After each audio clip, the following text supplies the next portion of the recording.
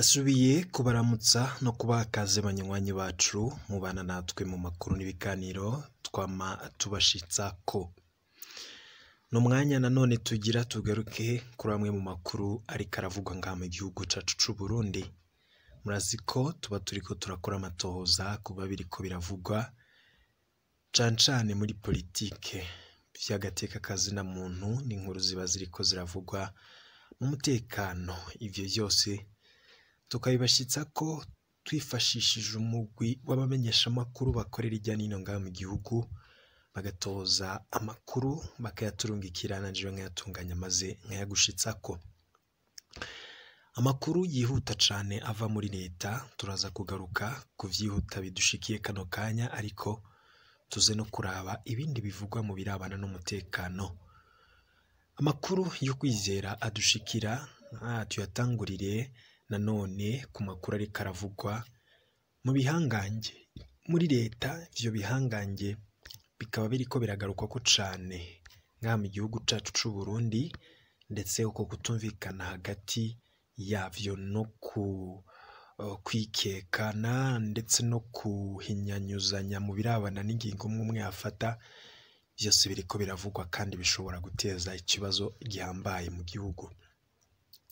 Amakuru tuza turaronka atandukanye muri leta y'u Burundi nuko hari ukutumvikana hagati y'umukuru w'igihugu n'umushikiranganji wa mbere Alain Guillaume Bunyoni.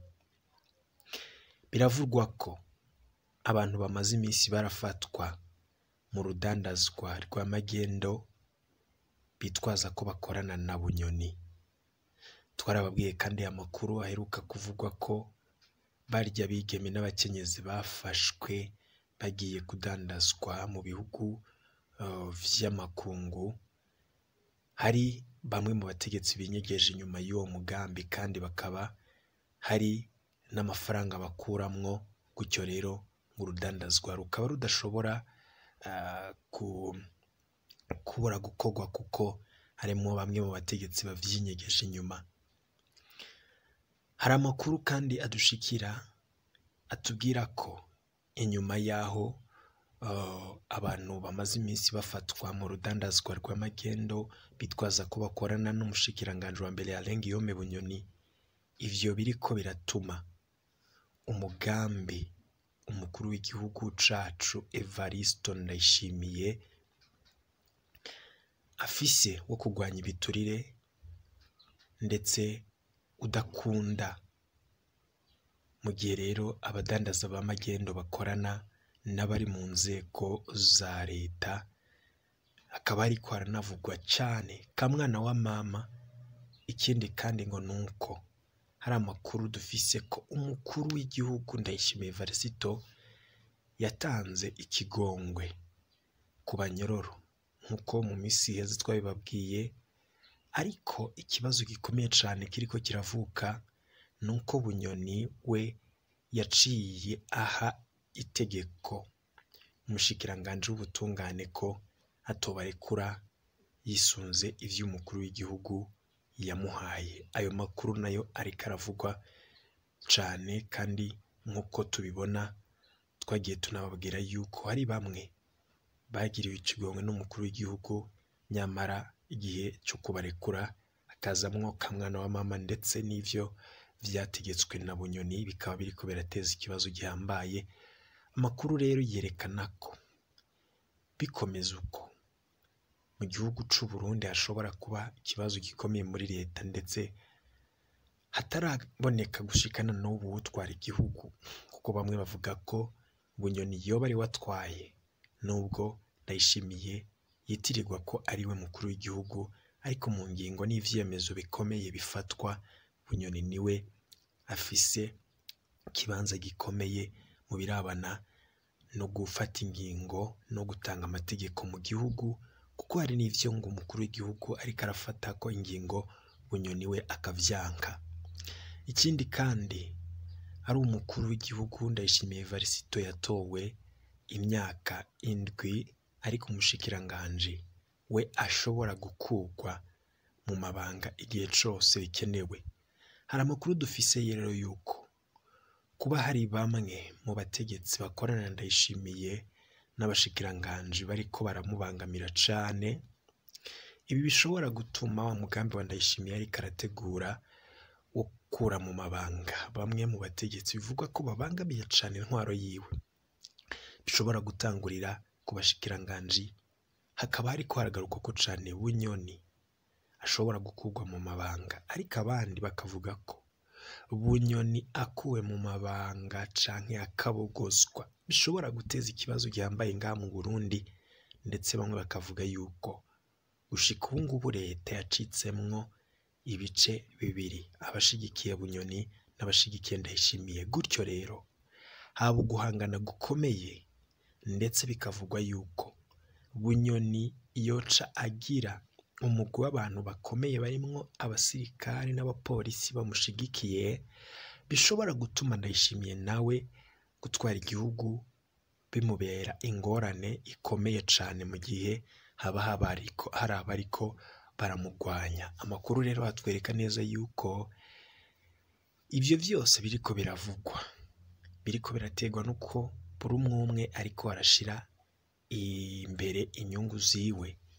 Amakuru akavuga ko Ndayishimiye igihe ariko arakora kugira ashira imbere inyungu z'abanyagihugu bose, ku rundi ruhande bamwe mu bategetsi bariko barakora kubwo inyungu zabo cane mu kwigwiza ko itunga ry'igihugu biciye mu biturire ndetse no mu bindi binyegezwa. Bikaba biriko biravugwa ko rero uko kutumvikana kuri hagati y'abo bategetsi bompi gushobora guteza ikibazo gikomeye cane. Reka dutandukire n'amakuru ariko aravugwa muri politike, tugaruke ku makuru arabana n'umutekano. Mu vy'umutekano, amakuru yo kwizera dushikira nuko hari bamwe mu bapolisi boba batanguye gukorana n'imigwi igwanya leta. Hari abafashwe gushikana n'ubu atawuzi aho bapfungiye.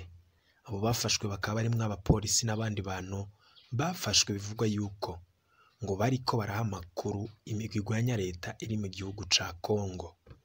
Amakuru rero yo kwizera tubwira ko abo bapfunzwe bariko barikekwa yuko baba bariko baratanga amakuru, ndetse amakuru akavuga yuko ngo bashobora kuba bari no muri bamwe mu bagiye bararungika ibigwanisho, ndetse n'inkoho bikavugwa ko zirungikirwa abo bagwanya leta.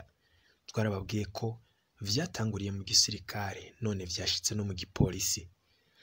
Mu bindi biriko biravugwa cane n'ukungena abo bafashwe nico ababo bavuga, hari n'ubwoba bwinshi ko bashobora kwicwa, kuko gushikana n'ubu abo bapolisi bafashwe bagirizwa ko bakorana n'imigwi igwanya leta atawuzi aho bapfungiye. Kumwe rero n'ibindi vyose twagutunganirije, reka tubikurikire muri ano makuru, ariko kuri wowe utarafyonda sabone canke subscribe wabanza ugafyonda ko kugira igihe cose turonse amakuru n'ibiganiro mwene nk'ibi uraje uba mu bambere babironka. Katubanze twumvirize nyuma yavyo kumviriza abapolisi bafashwe n'ico bagirizwa n'abo abico bavuga. Turaza kugaruka turabera hamwe n'izindi nkuru zose ziriko ziravugwa irya nino ngaha mu gihugu cacu c'u Burundi. Umupolisi w'igihugu barabuzwe irengero kuva ku munsi w'Imana igenekerezo rya 10 z'uku kwezi kwa mbere turimwo. Ni nyuma yaho bahagaritswe na komisera twari igipolisi mu ntara ya Cibitoke bariko bagerageza kujabuka mu gihugu ca Republika Iharanira Demokarasi ya Kongo, bayifashijwemwo n'uwo mupolisi. Abo bahagaritse imiryango yabo ntiyongera kubabona. N'uwitwa Kabura Elias, naye Nkwiye Felix batazira Terama, Nduwimana Alexis, Manariyo Jean Bosco, bose bavuka ku mutumba Buheka muri komini ya Nzarake intara ya Makamba. Uwitwa Uwidaharuruka Prosper avuka muri komine y'intara ya Makamba. Uwitwa Cyrille avuka ku Musenyi mu ntara ya Bubanza, hamwe n'umupolisi Bimenyimana Jean Claude. Abo mu miryango y'abo bantu bavuga ko bahagaritswe na komiseri w'igipolisi mu ntara y'Ibitoke kwigenekerezo ry'icumi uno mwaka turimwo, mu gihe uwo mupolisi Bimenyimana Jean Claude yari karabafasha kujabuka Rusizi bagiye Kongo kuronderera akazi. Abo bana bageze ntara y'Ibitoke bambuka mu gihugu ca Kongo basavye ubufasha bagusaba umupolisi yitwa Bimenyimana Jean Claude. Aba bana bagize ngo henge bambuke baca bahura na komiseri arongoye intara y'Ibitoke, baca barabirukako barabafata yaba uwo mupolisi ntituzi yageze yaba abo bana bacu ntituzi iyo bageze ariko bageze bariko ari abagwanyi ntabwo ari abagwanyi ni abana bacu bari bagiye kurondera ubuzima hanze y'igihugu. Abo mu miryango y'abo bantu bavuga ko ivyo bahagaritswe bagirizwa ko bari bagiye mu migwi y'abagwanyi atari vyo, bagasaba ko borekurwa bakidegemvya. Turatakanje leta yacu y'Uburundi wifashe turonkera abana bacu, turarushe abana bacu bariko barazira ubusa. Yaba uwo mupolisi Bimenyimana Jean Claude turamutabarije nta bagwanyi ariko arinjiza, abo bana bacu nta bugwanyi bwabo barimwo. Turasabye leta yacu Burundi, leta mvyeyi, leta sensi, leta nkozi, turatakambiye umukuru w'igihugu cacu Burundi abana bacu ntibicwe. Uyu munsi nturiko turamenya aho bafungiwe. Imiryango y'abo bantu ifise amakenga ku mutekano wabo kuko gushika ubu itaramenya aho bafungiwe. Basaba amashirahamwe hano hagati y'akazi na muntu kubafasha gutabariza ababo.